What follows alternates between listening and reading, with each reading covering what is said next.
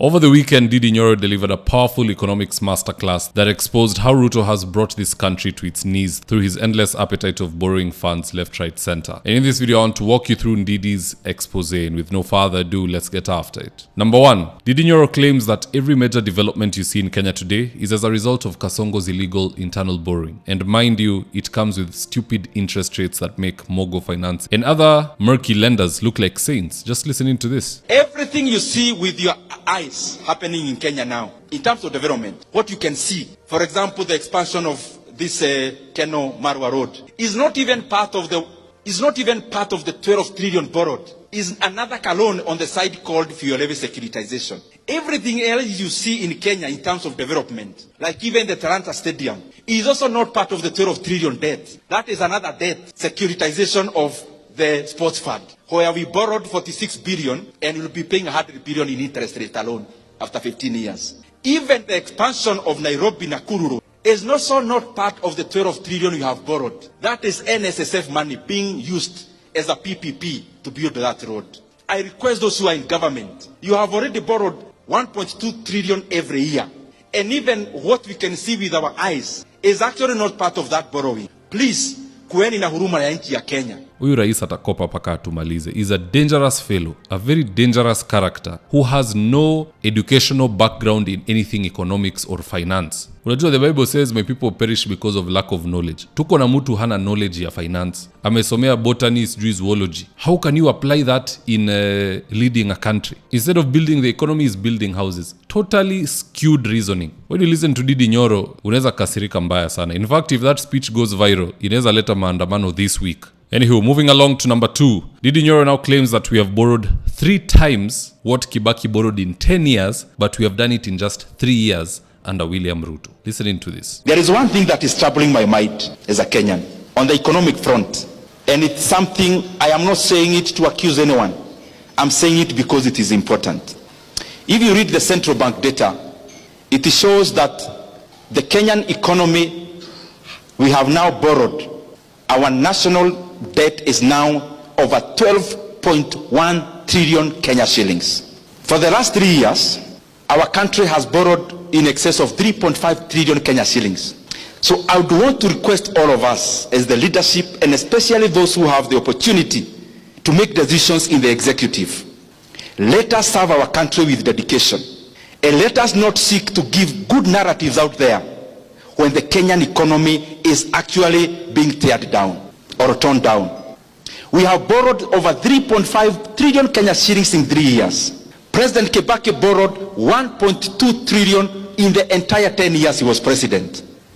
And therefore we have borrowed 3 times in 3 years. We have borrowed 3 times what Kibaki borrowed in 10 years. That's the money Kenya has borrowed in the last 3 years alone. 3 times what Kibaki borrowed in 10 years. And in that money I have not included other debts that Kenya has now become clever to borrow in the name of something called securitization. I have not mentioned even that. It therefore means the economy of Kenya is borrowing 100 billion every month. And every single day, when the lights go off, every day, every single day, Kenya is borrowing 3.4 billion every day. You know, Uhuru told us 2 billion is stolen daily in Kenya, and that was during his time in office. So now I guess those who used to steal the 2 billion are now in power, so there's no longer a need to steal. Sasa form ni borrowing. Wale walikuwa niba 2 billion per day, they are now borrowing at least 2 billion per day. Hata wameongeza kidogo, maybe kuna interest rate nini imekuja 3 point something billion per day. Once a thief, always a thief. Na ile kitu hii inafanya mwizi anaacha kuwa mwizi. It is usually 2 things. Number 1, either ashikwe na watu, achapwe viboko, ndo ataacha wizi. Number 2, somebody they used to steal with, aende apigwe na uwawe, ndo yeye ataona hii kitu ni mbaya. For our leaders, they never experience either of the 2 things. So how can you stop such a person? From my perspective, we only have 2 options. And of the 2, one is the more realistic.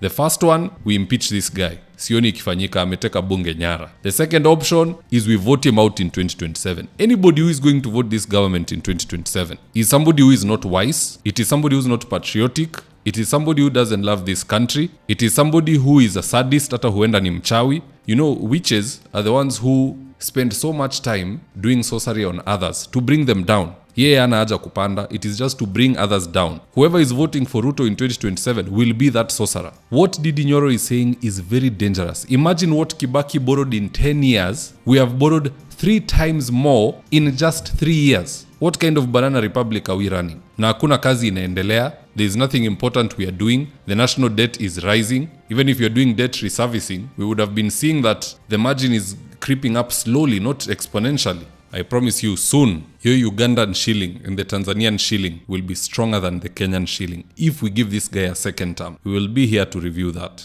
if that mistake does so happen. But anywho guys, that's just my take. Do drop me your own comments in the comment section below and I'll do my best to read them and to give you a response. And with that, here's today's ad of the day. If you're in need of electrical wiring, solar installation or electrical fittings such as strip lights, snake lights, downlighters or chandeliers, contact Engineer Wycliffe at 0707 476602 and he'll get your house dapped up.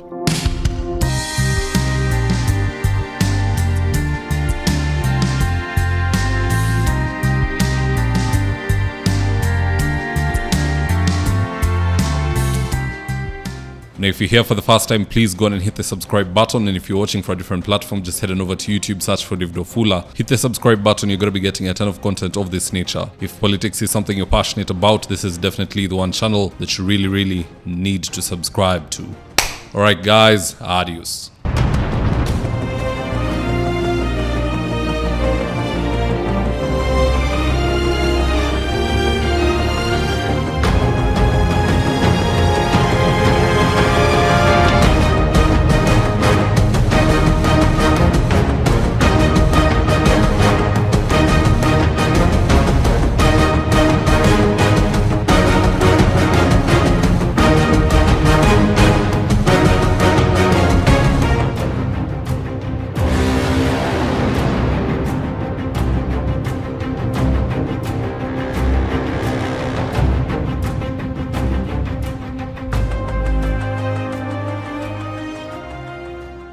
Thank you for choosing David Wafula as your primary news platform. We put countless hours in research, recording, and editing. By showing up each and every day to watch our videos, you encourage us to generate more videos for the viewers. We are on a mission to inform, educate, and build a better tomorrow. To our thousands of followers in a world full of presidents, kings, and queens, you are the real gem. Adios.